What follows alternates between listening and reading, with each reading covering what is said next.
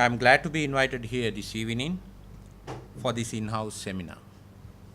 I must say that I had at least two good reasons why I was pretty interested in being part of this dialogue.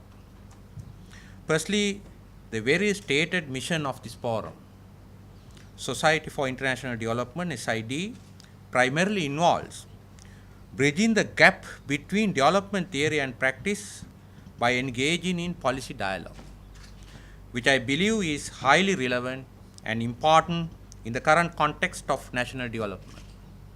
Secondly, knowing that this forum represents an important microcosm of the development policymakers, practitioners, and professionals in the country, I believe that nothing but stimulating dialogue would be very much on the cards.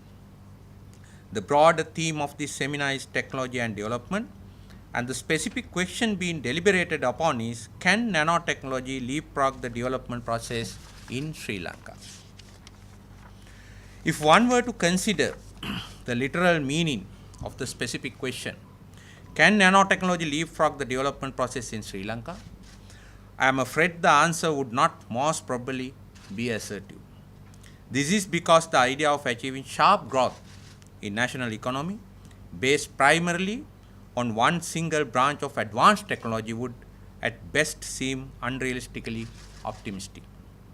If this is the case, can the matter ends there and the discussion would come to a dead end?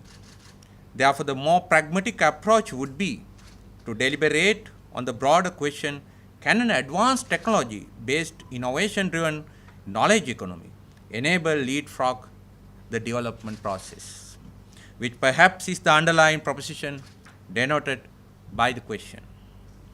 As Professor Thisavitharana pointed out, SLINTech, our nanotechnology initiative, strives to create a world-class innovation platform and make a difference in the Sri Lankan research and development industry, contributing significantly to national economic development.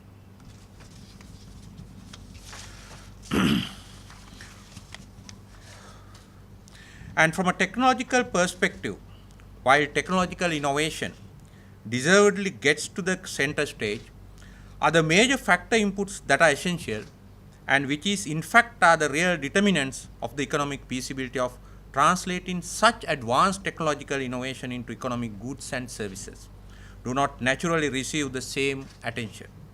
Perhaps innovation of similar magnitude are needed in those other domains spanning from production facility design through production operations and financing to marketing at the microeconomic or the firm level, as well as in the broader macroeconomic environment of the country, in order to effectively establish an industry. So much innovation is needed in the economic domain. The situation is equally true when it comes to technological innovation, not only in nanotechnology, but invariably in all other disciplines of advanced technology. Nevertheless, development of advanced technology capabilities in those domains of technology such as biotechnology, information and communication technologies, nanotechnology and space technologies, etc., remain a main ingredient in the form for transforming Sri Lanka's economy into an innovation-driven knowledge economy in order to achieve the desired leapfrogging in the development process. I am glad to mention that it is with this vision that we recently developed and launched the National Research and Development Investment Plan. Conceptually, it is a framework where we have identified 10 different areas of national priority and 10 different interventions needed in those domains in progressing towards knowledge-based, innovation-driven economic growth, while it's in the meantime ensuring social equity and environmental sustainability.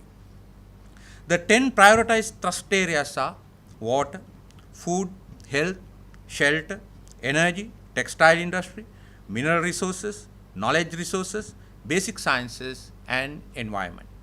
The planned interventions to be made under this triple R&D investment framework are policy studies, research, innovation, biotechnology, indigenous knowledge, science infrastructure, and nanotechnology, standardization, testing and accreditation, capacity building, information and communication technologies, and marketing and popularization, thus forming a 10 by 10 matrix.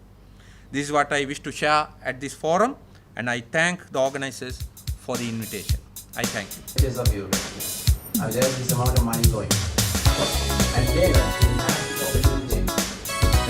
when you multiply the cost and adapt to the principle. My decisions are on the other conventional path. We are not reserved